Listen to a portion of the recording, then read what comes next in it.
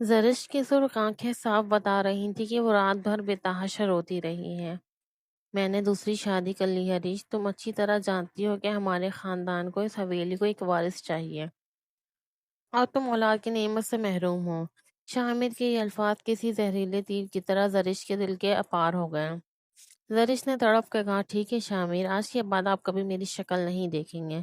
اگلی رات زرش نے انتہائی خاموشی سے حویلی کی دہلیز چھوڑ دی، مگر جلد ہی اسے قدرت کا ایک انوکھا معجزہ معلوم ہوا کہ وہ امید سے ہیں۔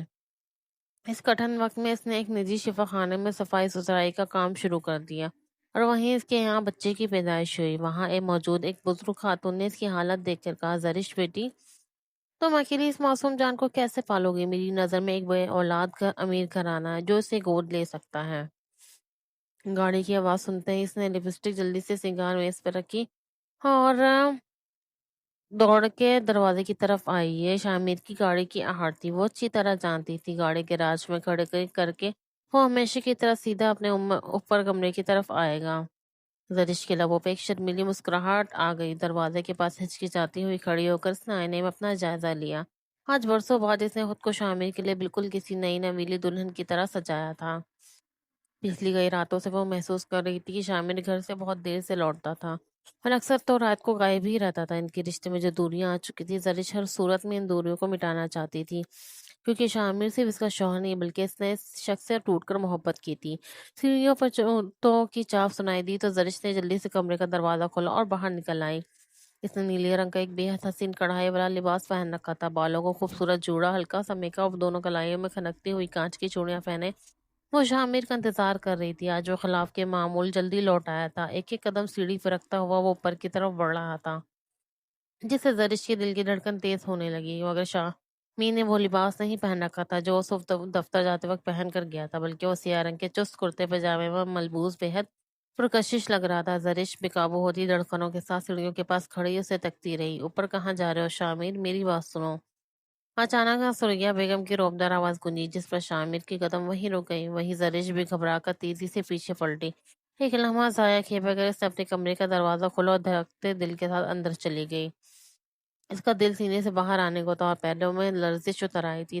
سریا بیگم کی آواز سے ہمیشہ اسے خوفزدہ کر دیتی تھی۔ امی تو اس وقت تک دوا کھا کے سو جاتی ہیں، وہ اس وقت کیوں جاگ رہی ہیں؟ زرش نے بے بسی سے خود کلامی کی۔ دیوار پہ لگی گھڑی میں رات کے 12 بج رہے تھے۔ شامر اوپر کمرے میں نہیں آیا تھا، وہ سیڑھیوں سے ہی واپس لوٹ گیا تھا۔ زرش کے دل کی حالت غیر ہونے لگی۔ اب امی اس سے کیا کہیں گی؟ پھر سے وہی تانے، وہی پرانی باتیں کہ 4 سال ہو گئے، کوئی بچہ نہیں ہوا، حویلی کو وارث چاہیے۔ شامر اس پورے خاندان کا اکلوتا چشم چراغ ہے اور تم بانجھ ہو۔ دو موٹے آنسو زرش کی آنکھوں سے ٹپکتے ہیں، جنہیں اس نے بے دردی سے پونچھ ڈالا اور اٹھ کر آئینے کے سامنے جا کھڑی ہوئی۔ اس کا چمکتا دمکتا روح بالکل ویسا ہی تھا جیسا 4 سال پہلے شامل سے پسند کی شادی کے وقت تھا۔ اچانک دروازے کا لاک گھومنے کی آواز آئی تو زرش کے چہرے پہ ایک امید بکھرائی۔ شامر بالآخر آج کمرے میں آ ہی گیا۔ وہ تیزی سے دروازے کی طرف بڑھی، مگر اندر داخل ہونے والا شامر نہیں بلکہ سریا بیگم تھی۔ ان کے چہرے پہ ایک عجیب سی فاتحانہ مسکراہٹ تھی۔ یہاں کیوں کھڑی ہو زرش؟ تمہیں تو اس وقت نیچے ہونا چاہیے تھا۔ گھر کی بڑی بہو ہونے کے ناطے نئی آنے والے کو استقبال کرنے والوں میں تمہیں بھی تو شامل ہونا چاہیے۔ زرش نے حیرت سے انہیں دیکھا کہ ایسا استقبال امی جی؟ میں تو گھر کے تمام کام نپٹا کر کمرے میں آئی ہوں، کیا کچھ باقی رہ گیا؟ اس نے ڈرتے ہوئے پوچھا۔ سوریا بیگم کے لبوں پہ ایک گہری مسکراہٹ پھیل گئی۔ وہاں رہ گیا ہے نا ایک بہت ضروری کام جو تمہیں بہت پہلے کر لینا چاہیے تھا، پر تم نہ کر سکی۔ چلو آؤ، میں تمہیں کسی سے ملواتی ہوں۔ انہوں نے آگے بڑھ کر زرش کا بازو سختی سے تھام لیا۔ وہ ششد رہ گئی۔ بیگم سریا دن کے اجالے میں بھی اس کی تذلیل کرنے سے نہیں چوکتی تھی، تو اب رات کے اس پہر وہ کیا کرنے جا رہی تھی؟ زرش نے بے بسی سے دائیں بائیں دیکھا، شامر کہیں دکھائی نہیں دے رہا تھا۔ سریا بیگم اسے اپنے کمرے کے برابر والے کمرے کے سامنے لے جا کر رکی۔ دروازہ کھولو اور اندر جاؤ۔ زرش نے ناسمجھی کے عالم میں جیسے ہی دروازہ کھول کے اندر قدم رکھا، اس کے پیروں تلے زمین نکل گئی۔ وہ سامنے شامل تھا، اس کا اپنا شوہر، لیکن اس وقت وہ تنہا نہیں تھا۔ کمرے میں پلنگ پر وہ کسی اور کے ساتھ بیٹھا تھا۔ زرش نے حیرت سے اپنا سر جھٹکا کہ کہیں وہ کوئی برا خواب نہیں تو نہیں دیکھ رہی، مگر وہ ایک حقیقت تھی، تلخ حقیقت۔ شامنے کے بستر پہ ایک لڑکی بیٹھی تھی، گلابی رنگ کا بھاری عروسی جوڑا پہنے، چہرے پہ شرمیلی مسکراہٹ سجائے وہ ایک نئی نویلی دلہن ہی تو تھی۔ زرش نے گھبرا کے دروازے کی چوکھٹ کو تھاما۔ یہ سب کیا ہے شامر؟ کون ہے یہ لڑکی؟ آپ اس کے ساتھ یہاں کیوں بیٹھے ہیں؟ اس نے کانپتی ہوئی آواز میں سوال کیا۔ शामिर ने एक गहरा सांस लिया। बिस्तर पे लगी फूलों की लड़ियां हटाता हुआ वो नीचे उतरा। देखो जरिश, मुझसे कोई सवाल मत करो। मैं तुम्हें पहले ही बता देना चाहता था, लेकिन तुम्हारा दिल टूट जाता। मैंने दूसरी शादी कर ली है। जरिश को लगा जैसे किसी ने इसके कानों में पिघला हुआ शीशा उंडेल दिया हो। वो बुरी तरह लड़खड़ाई। जरिश, खुद को संभालो, ये कोई अनोखी बात नहीं है। मैं खुद भी हालात के हाथों मजबूर हूँ। अम्मी को हवेली का वारिस चाहिए और तुम। इसने अपना जुमला अधूरा छोड़ दिया। जरिश ने आंसू से लबरेज आंखें उठाकर इसे देखा। मैं क्या, मैं बांझ हूं ना? पिछले 4 सालों से मैं आपको की गोदहरी नहीं कर सकी, इसलिए आपने मेरी जगह किसी और को दे दी। आंसू मुसलसल जरिश की आंखों से बह रहे थे। इसे यकीन नहीं आ रहा था सामने खड़ा वही शख्स है जिससे इसने बेपनाह मोहब्बत की थी, और जिसने इसे हमेशा खुद खुश रखने के लिए अहद किया था। अच्छा बस करो, मेरे बेटे की जिंदगी की इतनी बड़ी खुशी की रात है। अपना दिल बड़ा करो। जब तुम इसे औलाद ना दे सकी तो मैंने इसका घर बसा दिया। तुम होती कौन हो एतराज करने वाली? सुरैया बेगम ने एक बार फिर झपट कर इसका बाजू पकड़ा। जरिश ने अपनी सिसकी रोकी। बेगम सुरैया इसे वापस खींचती हुई इसके अपने कमरे में ले आई। तुम यहाँ आराम करो, नीचे जाने की जरूरत नहीं। आज की रात इन दोनों को परेशान मत करो। ये इनकी शादी की पहली रात है। तुम्हें जितना भी रोना धोना है यहाँ बैठ के रोती रहो। इनके लहजे में जहर और नफरत थी। जरिश ने बेबसी से अपनी आंखें मोड़ ली। इसकी सास इससे पहले दिन से नफरत करती थी, क्योंकि शामिनी ने 4 साल पहले अपनी पसंद से मोहब्बत की शादी की थी। ये एक ऐसी मोहब्बत थी जो सिर्फ औलाद ना होने की वजह से दम तोड़ गई। तकरीबन 15 मिनट गुजरे होंगे जब कमरे का हैंडल आहिस्ता से घूमा और शामिर अंदर दाखिल हुआ। मैं तुम्हारी वजह से बहुत बेचैन हो रहा था जरिश, खुद को संभालो। ये सब मैंने खानदानी दबाव में आकर किया है, अपनी खुशी से नहीं। वो भारी कदमों से चलता हुआ इसके सामने आ खड़ा हुआ। जरिश ने खुद पर काबू पाने की कोशिश की, मगर वो किसी टूटी हुई टहनी की तरह इसके सीने से जा लगी और फूट फूट कर रो दी। मेरा क्या कसूर था शामिर? सिर्फ यही कि मैंने आपसे सच्ची मोहब्बत की। मैंने कितनी बार कहा था कि हमें किसी अच्छे मौलिश को दिखाना चाहिए, लेकिन आपके लिए यही आसान था कि आपने दूसरी शादी कर ली। मैं आपके बगैर नहीं जी सकती, प्लीज ऐसा मत करें। शामी ने गहरा सांस लेते हुए इसे अपनी बाहों में समेट लिया। अम्मी चाहती थी कि मैं ये कदम उठाऊं, वरना तुम जानती हो तुम इतनी दिलकश हो कि मुझे कभी किसी और की जरूरत ही महसूस नहीं हुई। शामिर के जज्बात पिघलने लगे थे। जरिश की गुर्बत में वो हमेशा मोम हो जाया करता था, और आज तो वो हुस्न का शाहकार लग रही थी। जरिश ने रोते हुए सर हिलाया। प्लीज मुझे छोड़ कर मत जाइए, मेरे साथ ये जुल्म मत करें। वो अंदर से टूट चुकी थी। शामिर ने उसे चुप कराना चाहा, मगर इतने बड़े सदमे के बाद वो खामोश कैसे होती? इसकी मोहब्बत तो रेत की तरह हाथों से फिसल रही थी। शामिर ने नरमी से जरिश का चेहरा ऊपर उठाया। बस यही वो लम्हा था जब इसने वापसी नीचे नई दुल्हन के पास जाने का इरादा तर्क कर दिया। ये जाने बगैर के सुरैया बेगम किसी जख्मी नागन की तरह नीचे सहन में चक्कर काट रही थी। कई बार उन्होंने ऊपर दरिश के कमरे की तरफ जाना चाहा, मगर रुक गईं। न जाने कब उतरेगा सड़की का जादू शामिर के सर से। इसका तो कोई मुस्तकबिल बंदोबस्त करना पड़ेगा। वो दिल ही दिल में कोई नई साजिश बन रही थी, जबकि दरिश इस बात से बेखबर खुश थी कि शामिर ने इससे वादा कर लिया था कि सुबह होते ही वो इस दूसरी औरत को फारिग कर देगा। लेकिन ये दरिश की भूल थी। शामिर रात के पिछले पहर खामोशी से इसके कमरे से निकल गया था। सुबह जब जरिश की आंख खुली तो बिस्तर का दूसरा हिस्सा खाली था। वो अपनी जगह बिल्कुल सुन रह गई थी। रात जो कुछ हुआ क्या वो सच था? फूट फूट कर रोने के सिवा अब इसके पास कोई चारा नहीं था। वो न जाने कितनी देर तक आंसू बहाती रही और फिर गुस्ल खाने में चली गई। इसके बेचैन दिल को किसी सूरत करार नहीं आ रहा था। मुझे शामिल से दोबारा बात करनी चाहिए। हम किसी अच्छे डॉक्टर से इलाज करवाएंगे तो औलाद हो ही जाएगी। अभी सिर्फ 4 साल ही तो गुजरे हैं। इसने दीवार पर लगी लकड़ घड़ी देखी। सुबह के 11 बज रहे थे। वो बेचैनी से शामिर के बेदार होने का इंतजार कर रही थी। हिम्मत करके वो नीचे चली आई। अम्मी, शामिर कहाँ है? मुझे इनसे जरूरी बात करनी है। जरीश को देखते सुरैया बेगम के चेहरे पे एक जहरीली मुस्कुराहट उभर आई। वो और निमरा दोनों बाजार गए हैं खरीदारी के लिए। शामिर चाहता है कि इस नई बीवी किसी कम से कम ना लगे, उन्होंने साफ जताते हुए अंदाज में कहा। जरिश का दिल धक से रह गया। कितनी आसानी से वो उसकी जगह किसी और को दे चुका था। वो मरे मरे कदमों से चलती ऊपर अपने कमरे में आके मुकीद हो गई। थोड़ी देर बाद इससे गाड़ी स्टार्ट होने की आवाज आई। सुरह बेगम भी कहीं जा चुकी थी। इस वसी अरीज हवेली में वो बिल्कुल तनहा रह गई थी। इसके ससुर का बरसों पहले इंतकाल हो चुका था, और एक नंद थी जो यूनिवर्सिटी की तालबा थी, लेकिन वो भी बेगम सुरैया से 2 हाथ आगे ही थी। वो इस वक्त वो भी इन्हीं के साथ कहीं बाहर गई हुई थी, क्योंकि हवेली में सिर्फ मुलाजमों की आवाजें आ रही थी। ज्यादा देर नहीं गुजरी थी कि दरवाजे पे दस्तक हुई। क्या शामिर आ गए हैं? वो उम्मीद के साथ उठी और बगैर पूछे دروازہ کھول دیا مگر سامنے حویلی کا نیا ملازم کھڑا تھا۔ بیگم جی، بڑے صاحب نے کہا ہے کہ آپ کے کمرے کا بجلی کا بورڈ خراب ہے، وہ ٹھیک کرنا ہے۔ ملازم نے کہا تو زرش نے حیرت سے اندر دیکھا۔ نہیں، یہاں تو سب ٹھیک ہے، تم واپس۔ اس کے الفاظ ادھورے رہ گئے کیونکہ وہ ملازم ڈٹائی سے کمرے کے اندر گھس آیا اور آتے ہی سے دروازہ اندر سے بند کر دیا۔ زرش کی آنکھیں خوف سے پھیل گئی۔ یہ کیا بدتمیزی ہے، باہر نکلو میرے کمرے سے۔ وہ بری طرح گھبرا گئی۔ وہ ملازم بھلے حویلی کا نوکر تھا مگر اس سے کئی زیادہ طاقتور تھا، جسے کچھ دن پہلے سوریا بیگم نے کام پہ رکھا تھا۔ میں واپس جانے کے لیے نہیں آیا بیگم جی، جو کام مجھے سونپا گیا وہ تو پورا کروں گا نا۔ اس نے یکایک زرش کا راستہ روکنا چاہا تو وہ خوف سے چیخ اٹھی، پیچھے ہٹو، میں شامر کی بیوی ہوں، اس گھر کی مالکن ہوں۔ ایسی بات کی سزا تو دینی ہے تمہیں کہ تم شامر کی بیوی ہو۔ اس بدمعاش ملازم کے چہرے پہ شیطانی مسکراہٹ بتا رہی تھی اسے گھناؤنے کام کے لیے بہت بڑی رقم دی گئی ہے۔ زرش نے خود کو بچانے کی آخری کوشش کی اور پاس پڑے ایک بھاری گلدان اٹھا کے پوری قوت سے اس ملازم کے سر پہ دے مارا۔ وہ ملازم سر پکڑ کے پیچھے ہٹا۔ کب تک بچو گی؟ انہوں نے تمہارا فیصلہ کر دیا ہے، میں نہیں تو کوئی اور، لیکن تمہارا وہ حال ہوگا کہ تم کہیں منہ دکھانے کے قابل نہیں رہو گی۔ وہ گراتا ہوا دوبارہ اس کی طرف بڑھا۔ یہاں سے بچانے والا کوئی نہیں تھا، اس لیے وہ اندھا دھند کمرے سے باہر بھاگی۔ پیروں میں جوتی تک نہ تھی، بس چادر سنبھالتی ہوئی پاگلوں کی طرح نیچے آئی اور اس کمرے کا دروازہ کھولا جہاں راج شامر اور اس کی نئی بیوی رکے تھے۔ وہاں بستر کی چادر بکھری ہوئی تھی، چاروں طرف پھول تھے مگر شامر وہاں نہیں تھا۔ اوپر سے وہ ملازم نیچے آ رہا تھا۔ اب زرش کے پاس کوئی راستہ نہیں تھا۔ وہ الٹے قدموں حویلی کے مرکزی دروازے سے باہر کی طرف بھاگ کھڑی ہوئی۔ حویلی نے اس وقت کوئی دوسرا ملازم یا چوکیدار موجود نہیں تھا، یعنی سارا جال پہلے سے تیار تھا۔ بھاگتے بھاگتے اس کے پاؤں سن ہونے لگے۔ وہ حویلی سے کافی دور نکل آئی تھی اور اب اس کی ٹانگیں جواب دے رہی تھی۔ آنکھوں میں اب تیرتے آنسو کی وجہ سے اسے راستہ صاف دکھائی نہیں دے رہا تھا کہ اچانک اس کا پیر ایک بھاری پتھر سے ٹکرایا اور وہ اندھے منہ سڑک پہ جا گری۔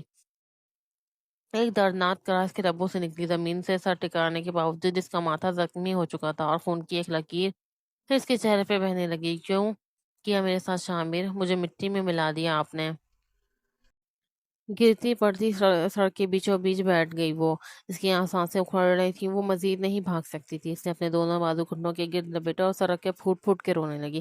کافی دیر وہ وہیں بیٹھی روتی رہی مگر شامر وہاں نہیں تھا جو اسے سنبھالتا۔ آخرکار وہ ہمت کر کے اٹھی۔ اب حویلی لوٹنے کا تو سوال ہی پیدا نہیں ہوتا تھا، اس لیے اس سے اپنے والد کے گھر جانا تھا۔ اس کا بوڑھا باپ کئی سالوں سے عارضہ قلب میں مبتلا تھا۔ وہ تب تک چلتی رہی جب تک سڑک پر ایک فیملی نے اس کی حالت دیکھ کے اسے گاڑی میں لفٹ نہ دے دی۔ اپنے گھر کے دروازے پہ زرش کو اس حال میں دیکھ اس کے والد امجد صاحب ششد رہ گئے، مگر زرش کے چہرے پہ تو بربادی کی پوری داستان لکھی تھی۔ شامر نے دوسری شادی کر لی ابا جی، کیونکہ میں انہیں اولاد نہیں دے سکی۔ اس حویلی میں اب آپ کی بیٹی کا کوئی مقام نہیں رہا۔ اسے نڈھال انداز میں اپنے باپ کو سب بتا دیا۔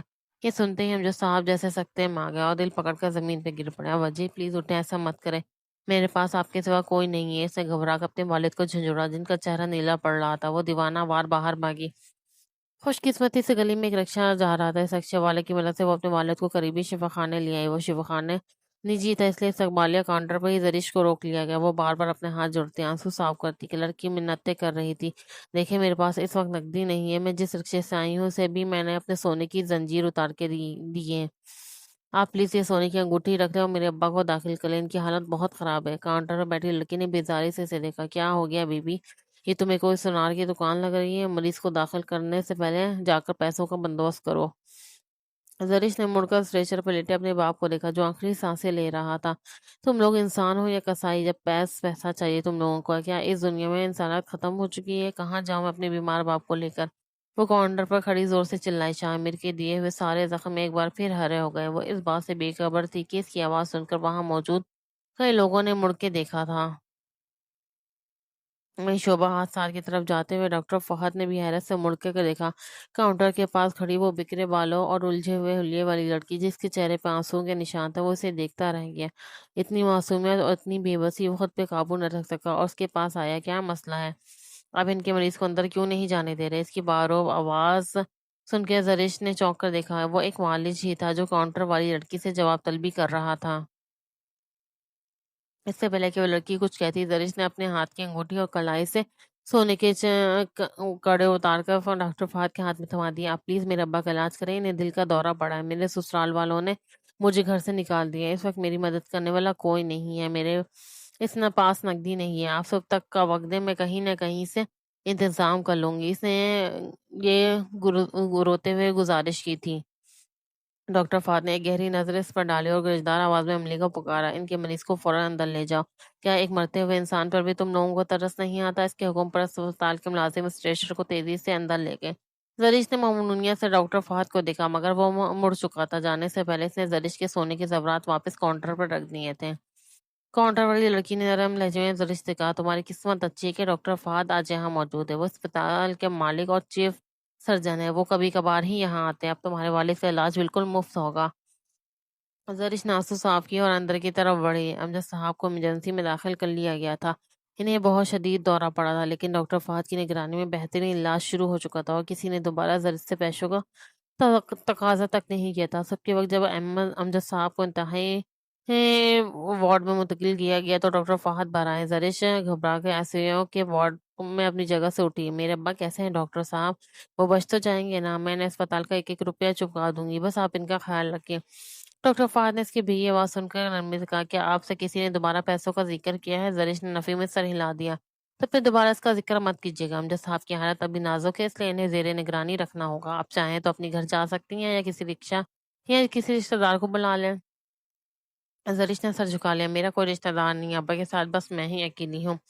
اس کی آواز کا درد ڈاکٹر فہد کے دل کو چھو گیا۔ اس نے دیکھا کہ وہ شدید تھکن کا شکار ہے۔ ٹھیک ہے، پھر مجبوری میں آپ کو یہیں رکنا ہوگا۔ ڈاکٹر فہد کی شخصیت بے حد بااثر تھی۔ سفید کوٹ انہوں نے اپنے بازو پہ ڈال رکھا تھا اور وہ گھر جانے کے لیے تیار تھے۔ زرش نے شیشے کے پارے سے اپنے باپ کو دیکھا اور کرسی پہ پاؤں سمیٹ کر بیٹھ گیا، اور وہیں اس کی آنکھ لگ گئی۔ کچھ گھنٹوں بعد جب ڈاکٹر فہد دوبارہ راؤنڈ پر آئے تو انہوں نے زرش کو کرسی پر سر ٹکائے سوتے ہوئے پایا۔ اس کے قریب جانے پر زرش کی آنکھ کھل گئی۔ آپ کو کچھ دستاویزات پر دستخط کرنے ہوں گے، ہمیں صحت کا فوری آپریشن کرنا ہوگا۔ زرش اٹھ کھڑی ہوئی، مگر اس سے پہلے کہ وہ جاتی وارڈ سے گھبراتی ہوئی باہر آئی۔ ڈاکٹر صاحب، مریض کی حالت اچانک بگڑ رہی ہے، پلیز جلدی آئیں۔ زرش کے پاؤں تلے زمین نکل گئی۔ ڈاکٹر فہد تیزی سے اندر داخل ہوا۔ شیشے کے اس پار زرش صاف دیکھ سکتی تھی کہ معالجین کی ٹیم کس طرح اس کے باپ کی اکھڑتی سانسوں کو بحال کرنے کی کوشش کر رہی ہے۔ ابا جی، پلیز ایسا مت کریں، میں اس دنیا میں بالکل تنہا رہ جاؤں گی۔ وہ وہیں کھڑی روتی رہی، مگر کچھ ہی دیر بعد جب ڈاکٹر فہد باہر نکلے تو ان کے چہرے پہ بے سکونی چھائی ہوئی تھی۔ مجھے افسوس ہے زرش، آپ کے والد اب اس دنیا میں نہیں رہے۔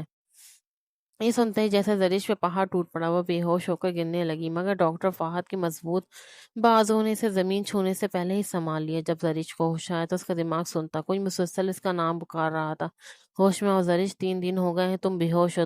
ہم نے تمہارے والد کی تدفین اور تمہاری آخری رسومات سرکاری طور پر ادا کر دی ہیں۔ مجھے بتاؤ، کیا کوئی ہے جس کے اطلاع دینی ہے؟ زرش نے ڈوبتی آواز میں کہا، ہمارا کوئی نہیں ہے ڈاکٹر صاحب، شامر نہیں آئے گا، وہ تو اپنی نئی بیوی کے ساتھ۔ اس کے الفاظ لبوں پہ ہی دم توڑ گئے اور وہ دوبارہ بے ہوش ہو گئی۔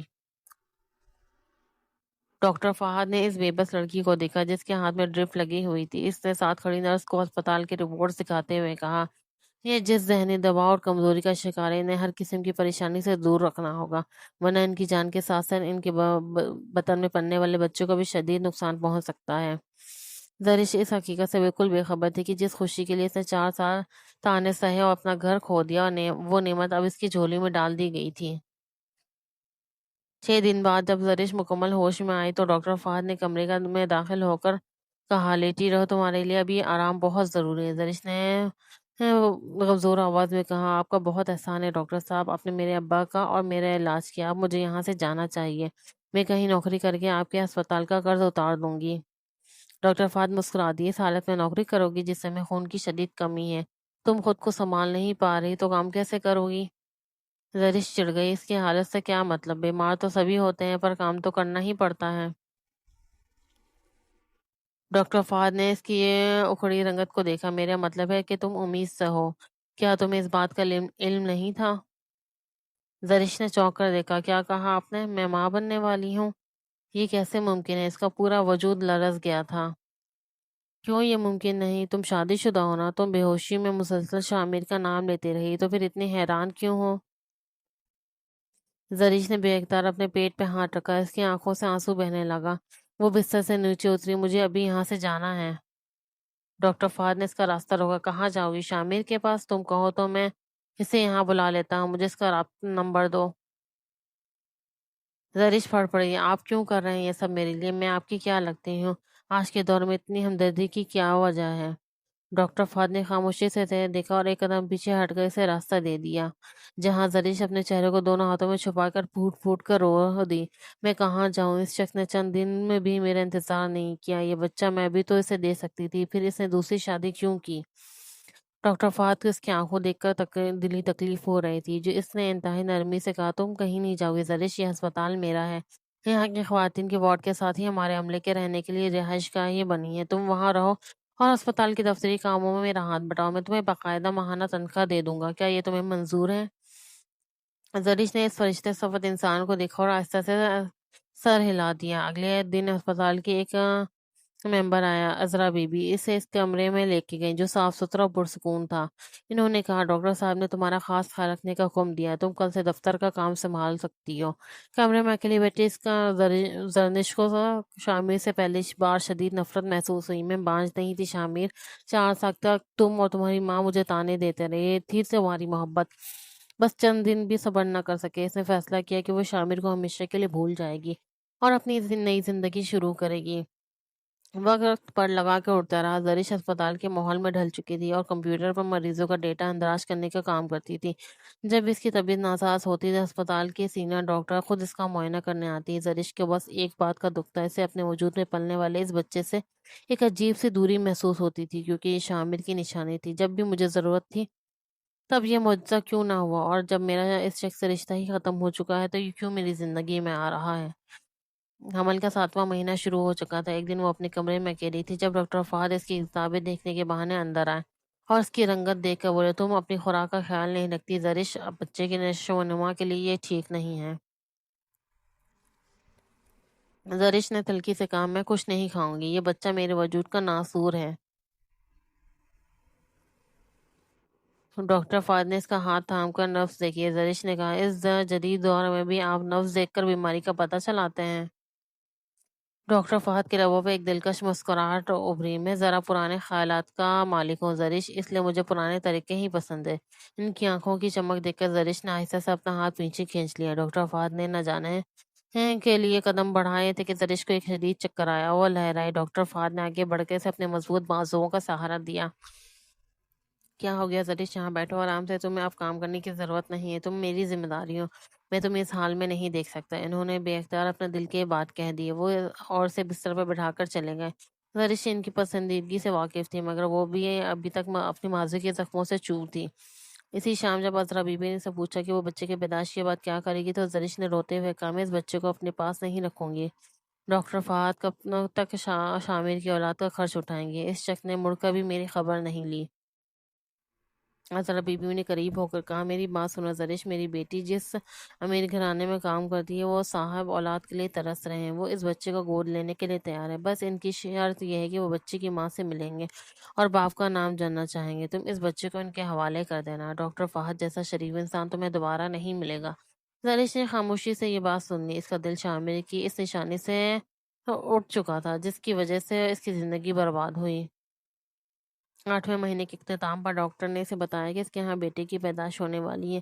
زرش کے دل میں کڑواہٹ مزید بڑھ گئی۔ اسی دن سے اس کے کمرے کے دروازے پہ دستک ہوئی۔ زرش نے سوچا کہ عذرا بی بی کھانا لے کر آئی ہوگی۔ اس نے اندر سے ہی چلایا، کھانا واپس لے جائیں عذرا بی بی، مجھے نہیں کھانا، یہ بچہ میرے نہ کھانے سے نہیں مرے گا۔ لیکن جیسے دروازہ کھلا، اندر داخل ہونے والے شخص کو اس نے دیکھا، زرش کے پیروں تلے سے زمین نکل گئی۔ سامنے شامر کھڑا تھا۔ شامر بھی زرش کو اس حالت میں دیکھ کر دنگ رہ گیا۔ تم تو اولاد کے قابل نہیں تھی زرش، یہ سب کیسے ہے؟ زرش کے چہرے پہ حقارت ابھری۔ ہاں میں بانجھ تھی شامر، لیکن اب دیکھ لو، آپ کا دیا ہوا یہ ناسور میرے وجود میں ہے، آپ نے مجھے برباد کر دیا۔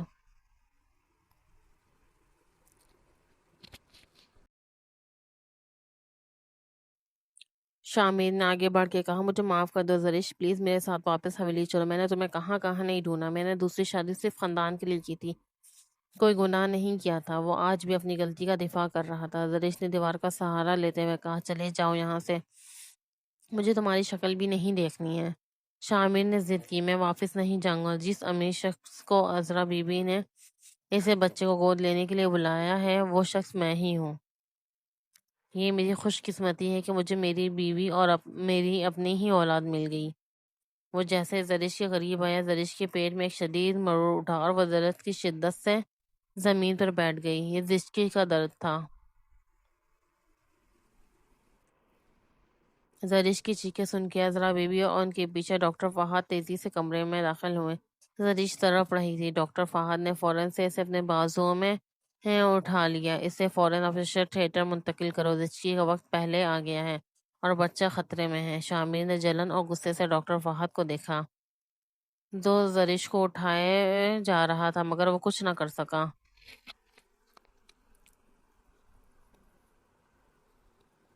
آپریشن تھیٹر کے باہر شامر اور ڈاکٹر فہد دونوں موجود تھے۔ جب ڈاکٹر ریما نے باہر آ کر ایک خوبصورت اور صحت مند بچہ ڈاکٹر فہد کی گود میں دیا۔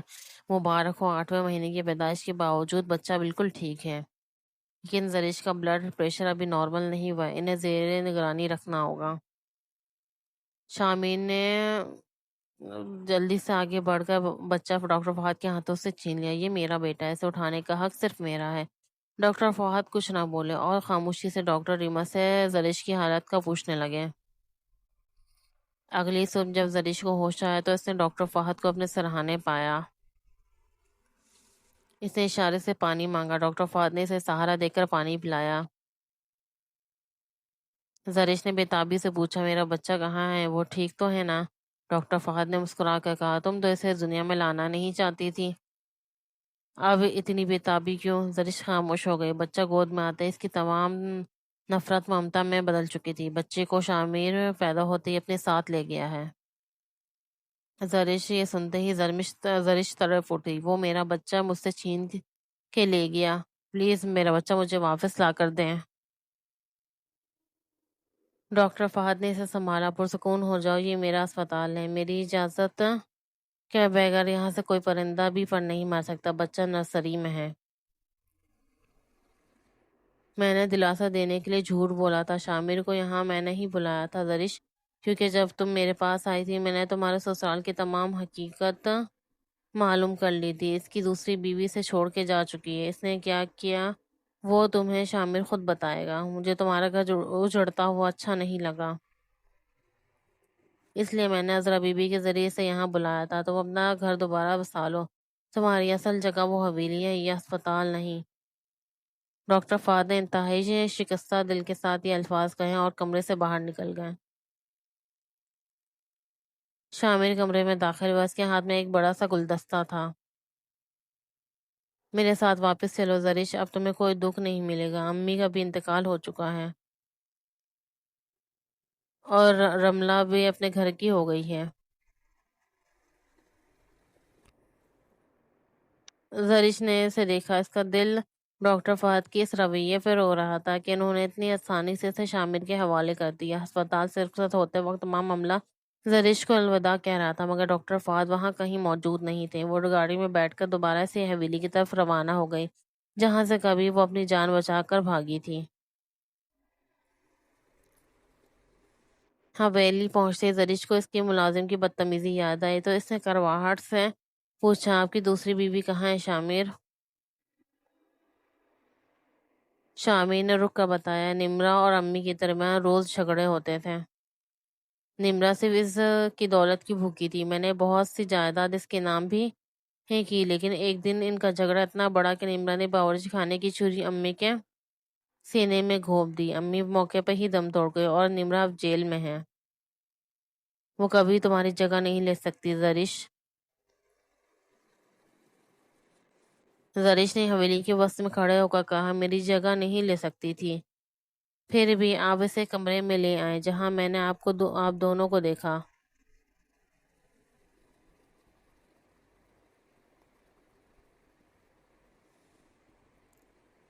شامر نے جھنجھلا کر کہا، وہ نہیں ہے تو تم اتنے شکوے کیوں کر رہی ہو؟ کیا میں نے تم سے پوچھا کہ تم میری غیر موجودگی میں حویلی سے کیوں بھاگی تھی؟ کس کے ساتھ گئی تھی؟ اور وہ ڈاکٹر فہد تمہارا اتنا خیال کیوں رکھ رہا تھا؟ جیسے تم اس کے لیے بہت خاص ہو۔ مجھے تو شک ہے کہ تمہارا اور اس کا کوئی چکر ہے۔ اگر تمہیں جانا ہے تو جہاں مرضی جاؤ، میرا بچہ مجھے دے دو، ورنہ میں اس کا DNA ٹیسٹ کرواؤں گا کہ یہ میری اولاد ہے بھی یا نہیں۔ زرش کے دل میں جیسے کوئی شیشہ ٹوٹا تھا۔ آپ مجھ پر شک کر رہے ہیں شامر؟ کیا آپ کو اپنی مری ہوئی ماں نے نہیں بتایا تھا کہ انہوں نے میرے ساتھ کیا کیا تھا؟ ان کے رکھے ہوئے نوکر منظور نے میری عزت پر ہاتھ ڈالنے کی کوشش کی تھی اور میں اپنی جان بچا کر بھاگی تھی۔ شامر کا چہرہ پیڑا پڑ گیا۔ اسے یاد آیا کہ زرش کے جانے کے بعد ہی امی نے منصور کو کام سے نکالا تھا اور اسے بہت سے پیسے بھی دیے تھے۔ اسے اپنی غلطی کا احساس ہوا۔ مجھے معاف کر دو زرش، بیٹھو ہم بات کرتے ہیں۔ اب کچھ باقی نہیں رہا شامر، میں یہاں ایک پل نہیں رکوں گی۔ زرش بچے کو لیے باہر کی طرف بھاگی۔ ابھی اس کے آپریشن کو صرف 3 دن ہوئے تھے اور اس میں ہمت نہیں تھی۔ شامر پیچھے سے چلایا، میں تمہیں اپنے بچے کو لے کر جانے نہیں دوں گا۔ میری تمام جائیداد کا وارث یہی ہے، تم یہاں سے باہر قدم نہیں رکھ سکتی۔ اسی لمحے حویلی کے دروازے سے ڈاکٹر فہد داخل ہوئے۔ وہ سادہ لباس میں تھا اور ان کی آنکھوں میں پر چشمہ تھا۔ انہوں نے زرش کو دیکھا۔ زرش نے روتے ہوئے کہا، ڈاکٹر صاحب مجھے اپنے ساتھ لے جائیے، میں آپ کے اسپتال میں رہ لوں گی، کام کر لوں گی، پر مجھے اس شخص کے ساتھ نہیں رہنا۔ یہ آج بھی ویسا ہی ہے۔ شامر غصے سے چلایا، اس ڈاکٹر کو ہمارے بیچ میں مت لاؤ۔ مجھے پہلے ہی شک تھا کہ تمہارا اس کے ساتھ کوئی چکر ہے۔ ڈاکٹر فہد نے آگے بڑھ کے شامر کو پیچھے دھکیلا۔ اگر یہ تمہارے ساتھ نہیں رہنا چاہتی تو تم روکنے والے کون ہوتے ہو؟ میری غلطی تھی جو میں نے اسے تمہارے جیسے کم ظرف انسان کے پاس بھیجا۔ تمہارا لہجہ صاف بتا رہا ہے کہ تم باپ بننے کے لائق ہی نہیں ہو۔ یہ بچہ زرش کا ہے، وہ جسے چاہے اس کی پرورش کرے گی۔ میں اس کی طرف سے تمہیں خلا کا قانونی نوٹس بھجوا دوں گا۔ شامر نے تنزیہً کہا، تم کیوں اس کی طرفداری کر رہے ہو؟ کیا رشتہ ہے تمہارا اس کے ساتھ؟ ڈاکٹر فہد نے عینک اتار کر مضبوط آواز میں کہا، ہاں میں اس سے محبت کرتا ہوں۔ اس دن سے جب یہ اپنے مرتے ہوئے باپ کو لے کر میرے پاس آئی تھی، اس وقت میں نے فیصلہ کیا تھا میں اسے کبھی تنہا نہیں چھوڑوں گا۔ میں اس کی حفاظت کروں گا اور تم جیسے گھٹیا انسان کو اس کے قریب میں نہیں آنے دوں گا۔ شامر سکتے میں رہ گیا۔ اسے اپنی بد عقلی سے اپنی زندگی کو برباد کر دیا اور سب سے بڑی نعمت کھو دی، اور وہ زرش کو ڈاکٹر فہد کے ساتھ جاتے ہوئے صرف دیکھتا رہ گیا۔ گاڑی میں بیٹھتے ہی زرش نے ڈاکٹر فہد کی طرف دیکھا، میں آپ کا یہ احسان کبھی نہیں بھولوں گی۔ ڈاکٹر فہد نے محبت بھری نظروں سے اسے دیکھا، یہ احسان نہیں محبت ہے۔ زرش تم کب میری آنکھوں کے جذبات پڑھنا سیکھو گی؟ اپنا یہ مان توڑو اور میرا ہاتھ تھام لو۔ کیا تمہیں میرے اندر کوئی قابلیت نظر نہیں آتی؟ زرش کا چہرہ شرم سے گلابی ہو گیا۔ اس سے مسکرا کر اپنا رخ دوسری طرف موڑ لیا۔ یہ ان کی زندگی کا ایک نیا خوبصورت آغاز تھا، اور عدت کی مدت مکمل ہونے کے بعد ڈاکٹر فہد نے زرش کو اپنے نکاح میں لے لیا، جس نے زرش کے بیٹے کو بھی اپنے سگے بیٹے کی طرح باپ کا پیار دیا۔